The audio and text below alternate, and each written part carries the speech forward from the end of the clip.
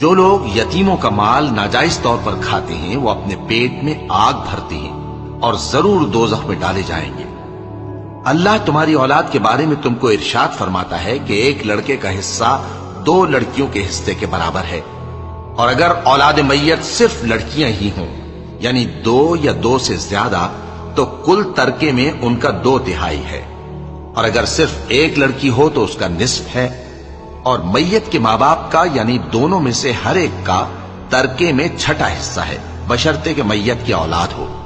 اور اگر اولاد نہ ہو اور صرف ماں باپ ہی اس کے وارث ہوں تو 1/3 ماں کا حصہ ہے، اور اگر میت کے بھائی بھی ہوں تو ماں کا 6واں حصہ ہوگا۔ اور یہ تقسیم ترکہ میت کی وصیت کی تعمیل کے بعد جو اس نے کی ہو یا قرض کے ادا ہونے کے بعد جو اس کے ذمے ہو عمل میں آئے گی۔ تم کو معلوم نہیں کہ تمہارے باپ دادوں اور بیٹوں اور پوتوں میں سے فائدے کے لحاظ سے